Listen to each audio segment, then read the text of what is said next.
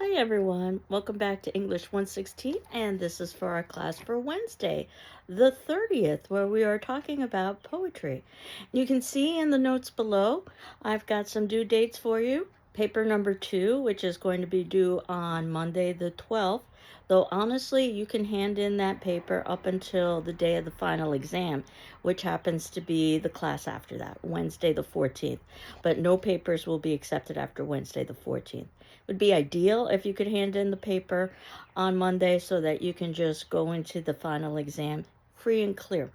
And what I will do is post the final exam at the time that our class would normally meet if we were in a face-to-face situation, which is 10:30 a.m. And you would have 24 hours in which to do that examination. So it'll be due 24 hours later. So I'll post it on Wednesday, 5:14 at 10:30 a.m. And it'll be due by Thursday, 5:15, 10:30 a.m. No extensions again because this is the ending of the semester. The bulk of the final will be devoted to poetry because your first paper, which you should have received back by me at this point, if you haven't, I haven't gotten to any revisions, but if you haven't received your paper and you submitted it, please contact me. Your first paper was about short story or about film, and specifically Citizen Kane. Your second paper was about or is about drama, whether you are discussing text or you are discussing performance. And as you know, those are two separate things. We have three options for our drama: Oedipus the King, Midsummer Night's Dream, and finally, A Raisin in the Sun. Sometimes performances are very similar to the text, sometimes they're very different, but obviously, as we did with Citizen Kane, you want to talk about more than just dialogue. You want to talk about other elements associated with film. And the questions are the same, whether or not you think a text has a position in the canon or should have a position in the canon, why or why not, or whether or not you think a text still has contemporary relevance, why or why not. And of course, no right or wrong answers, very deliberately so, because I'm more interested in your thought process. So hopefully, you can take the learning that you would have experienced with paper one and apply that to paper number two. So you know you all have the option of revising paper number one, and that revision is due on the last day of class. So certainly you can hand it in earlier, and I just ask that you submit in the original with my graded commentary along with your revision, and you incorporate my suggestions and comments into your analysis, and not just the content of the paper or the body of the paper itself, but especially the summary comments at the ending of the paper.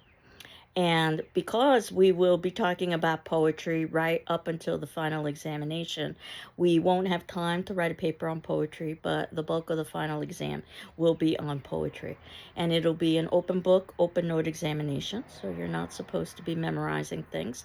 The idea is that you're synthesizing some of the concepts that we've talked about over the course of the semester.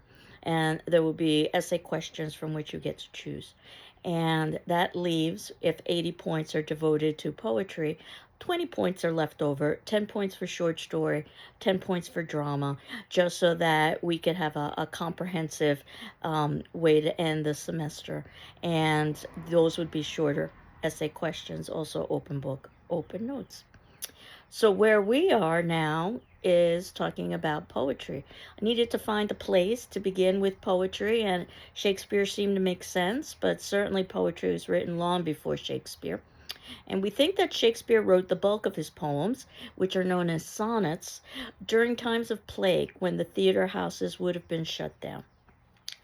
And you can see in the notes below that I have assigned what is perhaps Shakespeare's most famous poem, Shall I Compare Thee to a Summer's Day? None of these sonnets were titled, by the way, so we reference them either by the first line or by the number in which editors have placed them in. And editors have tried to organize them into two major groups. The first group, known as the early set of sonnets, seems to have been mostly written to a young man, probably the Earl of Southampton, probably Shakespeare's patron. The second set of sonnets, the later set of sonnets, are thought to have been written to someone known as the Dark Lady, and this would mean that she had dark features, not necessarily dark skin, dark eyes, and dark hair. Think Hermia, if you will, in A Midsummer Night's Dream. And we think that the early set of sonnets written to the patron are ways for Shakespeare to flatter his patron, which makes sense because ultimately a patron supports an artist politically and financially. And we think that the later sonnets that are written to the Dark Lady show that Shakespeare had, at the very least, an infatuation with this woman, at very most, an active affair, because he was married. And that said, he had to leave his home, Stratford upon Avon, to go to London, which is where the theater houses were. So, this little bit of background gives you an idea of how to think about the sonnets. There are quite a few of them, over 100. And usually at the time, sonnets, these poems, were written so that all of them could be put together and tell a longer story. Shakespeare didn't do that. So we know that Shakespeare liked to defy convention. He has standalone poems in just about all of the sonnets, though many of the sonnets deal with very similar themes. And the sonnet is a highly structured poem, as we talked about with The Sorrowful Woman, that it has a certain number of lines, 14 lines. It has a certain rhyme scheme or rhyme pattern. And again, you would look at the last word of each line to try to determine rhyme using letters of the alphabet to indicate each new rhyme. And the rhyme scheme or pattern would be A, B, A, B, C, D, C, D, E, F, E, F, and then the last two lines, which rhyme together, so that would be known as a couplet, G, G. And those last two lines sort of serve as a summary. And it also is written in iambic pentameter, a 10-syllable line, and also needed to be about important themes like life, love, death, nothing too ordinary. So it was very strict, which explains why in A Sorrowful Woman, she at first chooses or thinks that she has to choose a sonnet because she's also struggling with the strict rules of being a wife and a mother, and then contemplates that she doesn't have to follow rules. And the sonnet is basically a metaphor for the idea that she doesn't have to follow the rules of being a wife or mother. But we know that by the ending of the story, she just that, and writes sonnets, again, one of the most highly structured poems. Now, in terms of the poetry, I suggest that you read it out loud so that you could hear it. Sometimes I will be providing links of others reading it out loud. And in terms of Shall I Compare Thee for a Summer's Day, we've got a gift, as far as I'm concerned, by Sir Patrick Stewart. You might be familiar with him. He's an actor. Probably his biggest claim to fame was starring in Star Trek The Next Generation as Captain Picard. But he is a Shakespearean trained actor. And during the times of COVID, what he ended up doing was reading a sonnet a day and posting them online for free, thinking that he would, of course, not be able to get through all of the sonnets because COVID would be temporary. Well, he got through all of the sonnets, reading the last sonnet in a tuxedo with a glass of champagne, because definitely Sir Patrick Stewart has class. I have a link below of Sir Patrick Stewart reading Shall I Compare Thee to a Summer's Day. I encourage you to listen and watch that link. And he talks a little bit also about Shakespeare. I will read you this poem, which is perhaps the most misunderstood poem on the face of the planet. And the question begins, shall I compare thee to a summer's day? Thou art more lovely and more temperate. Rough winds do shake the darling buds of May, and summer's lease hath all too short a date. Sometime too hot, the eye of heaven shines, and often is his gold complexion dimmed, and every fair from fair sometime declines, by chance, or nature's changing course, untrimmed. But thy eternal summer shall not fade, nor lose possession of that fair thou owest, nor shall death brag thou wanderest in his shade, when in eternal lines to time thou growest. So long as men can breathe, their eyes can see, so long lives this, and this gives life to thee. So we talked about explicating a poem, that chances are you're not going to understand what a poem means on a first reading, You need multiple readings because they're highly dense, highly compact. And that if you can't paraphrase the poem, go through the poem line by line, word by word, piece of punctuation by piece of punctuation. Try to decipher what's happening. So if we were to do that with this sonnet, which is sonnet 18, shall I compare thee, which is you, to a summer's day? The suggestion is that summer's day is the epitome of, or is supposed to be the epitome of beauty. It's representative of the height of life, youth. And then the second line is thou, which is you, art more temperate and lovely. In other words, you surpass the beauty and you are much more predictable than a summer's day. And then we get the reasons why. Rough winds do shake the darling buds of May. Sometimes it's too windy, the darling buds being the flower buds. And summer's lease hath all too short a date. And the idea that summer is temporary. It can quickly disappear. I love the idea of using the word lease, which means not to own, but to have for a certain amount of time, which is what basically we do with the seasons. Sometime too hot, the eye of heaven shines. The eye of heaven being the sun. Sometimes it's too hot. And of course, you might wonder, why didn't he just say the sun? But we know that he needs to keep to the rhyme and he needs to keep to the meter. So it's the eye of heaven. And often is his gold complexion dimmed. Sometimes the sun is obscured by clouds. Long literary tradition of referring to the sun as a male, his gold complexion. And every fair from fair sometime declines. And in this instance, the word fair doesn't mean justice. It means beauty. Like in the fairy tale, Mirror, mirror on the wall, who's the fairest or the most beautiful one of all? So basically, everything that's beautiful declines. By chance or nature's changing course untrimmed. It either happens accidentally that something, a living being, loses its beauty, or nature's changing course untrimmed, aging. So eventually beauty is lost through aging. But thy eternal summer shall not fade. So basically, Shakespeare is saying that the subject of this poem has an eternal summer that will never die, even though we know that that's not literally true. Nor lose possession of that fair thou owest, nor will your son lose possession of nor will you lose possession of the beauty that you possess. And owest in this instance means possess. Nor shall death brag thou wanderest in his shade. Again, long literary tradition referring to death in the male. Think about the Grim Reaper. In other words, you'll never die. When eternal lines to time thou growest. In other words, you'll live through eternity. So how is such a thing possible? So long as men can breathe or eyes can see.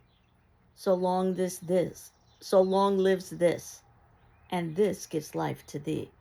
And this is, those last two lines is where this poem becomes just so interesting, because the idea behind those last two lines is that the poem offers immortality, that as long as someone is alive to read, as long as eyes can see, that ultimately the memory of this person continues on, which happens to be true because we're talking about this person in 2025.